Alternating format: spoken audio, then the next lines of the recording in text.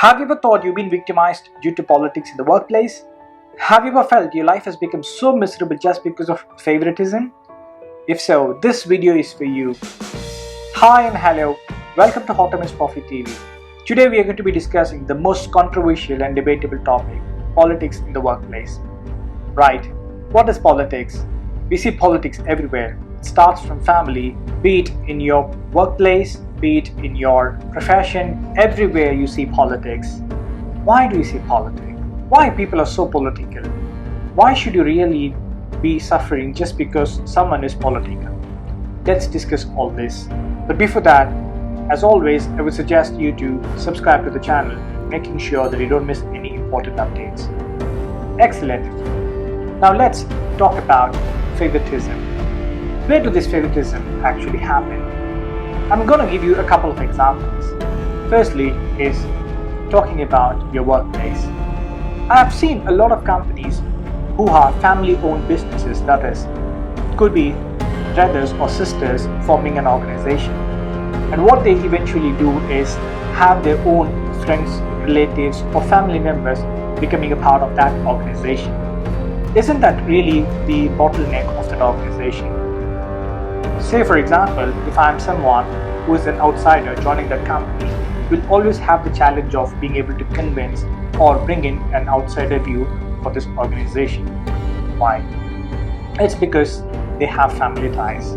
They give a lot of prominence to their emotions and their opinions and perspectives. This is where politics really starts. I'm going to give you another example too.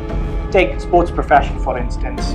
If you talk about Indian cricket team, in early 2000s or even say 1990s, it was greatly difficult to get an entry into an Indian cricket team. But these days it has become so easy. If you had closely noticed, there is one particular community who has created a larger entry into Indian cricket team in the past 10 years. And I'm not going to bring in a controversial thing, but yes, one particular community has entered into the cricket team. Talk about Indian cricket team or Indian Premier League IPL, the famous IPL in India. It has all happened and it has proven that there is politics everywhere. And I have heard a lot of my friends who are aspiring cricketers, who are part of Ranji trophies, weren't able to make an entry ticket just because of this politics. Why does it really happen? Do you think it is good for an organization? Do you think it's good for the ecosystem? Now I'm going to help you with a few tips on how you can handle such politics, before which we will also talk about how these politics actually happen. And this can also be taken as a rage from me on why this politics happen, why people are showing favors. I would like to pick an example of Sushant Singh Rajput, a rising star in Bollywood. He had an excellent future ahead. Why should he commit suicide? I spoke about this in another video. Why did he take that decision? I'm sure the decision is wrong, but at the same time, there is a lot of pressure behind him that forced him to make that decision. One is nepotism, basically. I've seen a lot of video clips wherein top stars like Shah Rukh Khan, Salman Khan, Karan Johar have all criticized him, teased him for the talent he has. And isn't that really something that will hurt an upcoming or a rising star like him? Same way in workplace too. Recently I've come across a situation where a top company, I'm not going to name that, but a very top company existing for about 60 years has international presence. And here in India, the southern part of India, they had layoffs during this COVID times.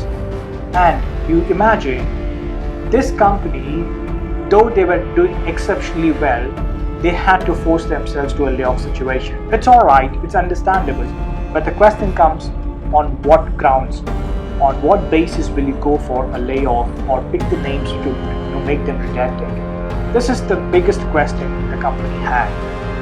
And imagine a person who had worked for about 10.5 years was sacked just in a day's time.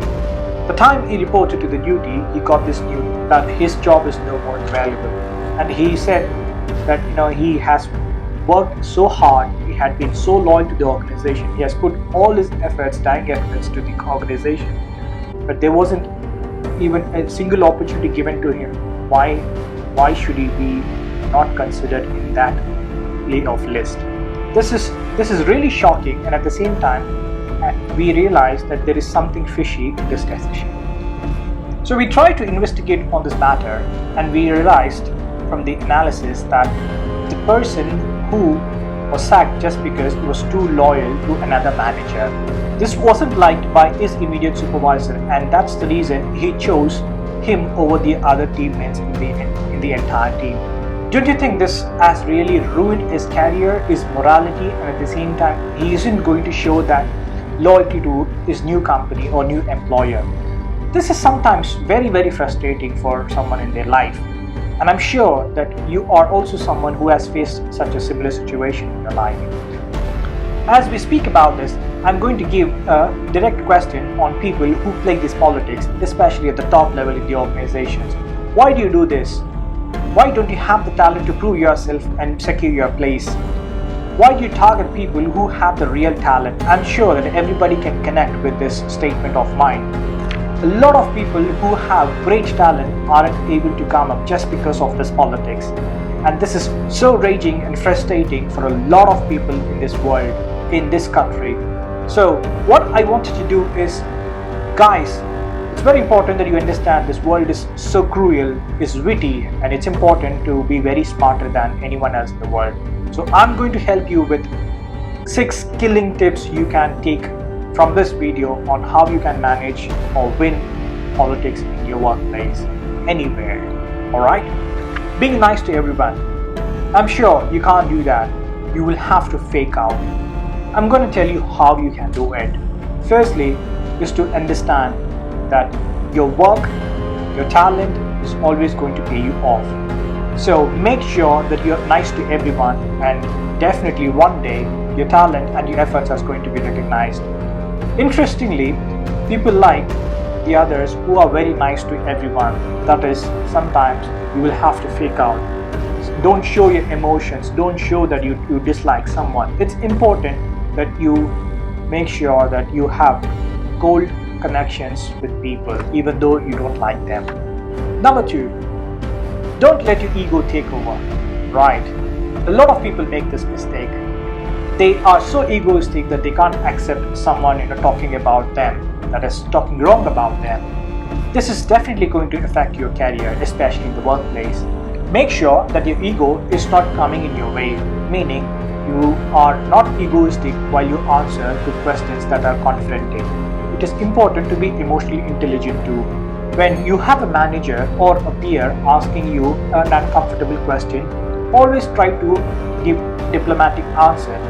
That will make them realize that you aren't egoistic and no one can test your character there. Number 3, don't dismiss or criticize. Right? A lot of us do this. We do not accept criticism. It is because of the fact that we think we are perfect in everything. Right? You may always argue that the opposite person is trying to point at you just to highlight your mistakes or produce a bad impression about you for others.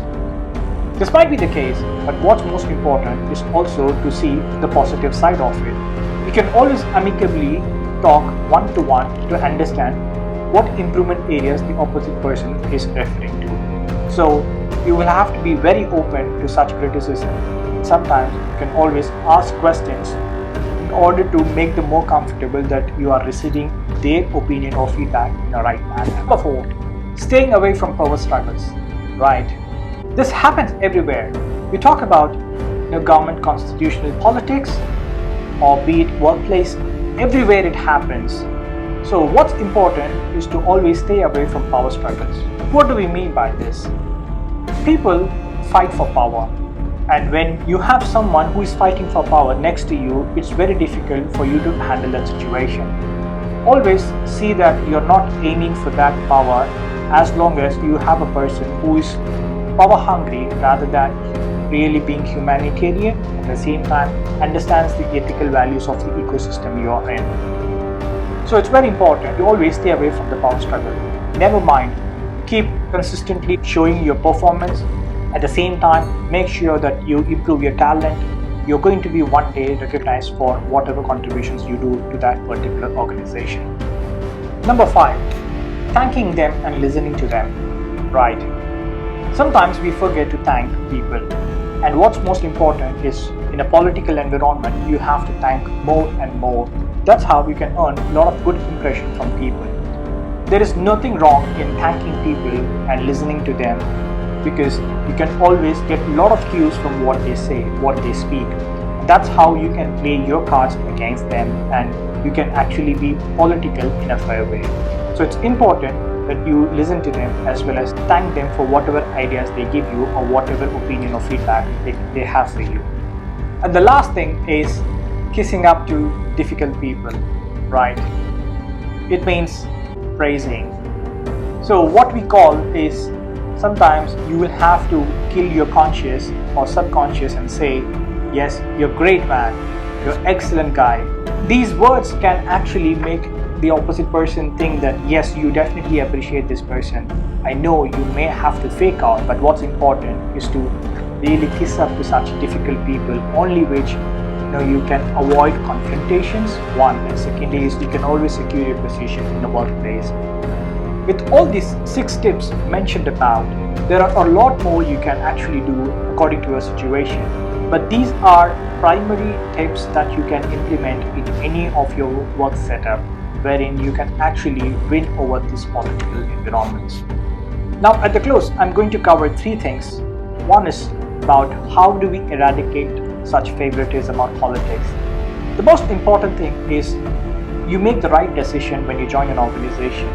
I would always recommend that you don't join an organization which is a family-owned business. Why? Because you will always see family members or relatives or whoever that is closer to the top management will stay in the company for years together, and you will, one, not get enough of freedom to explode.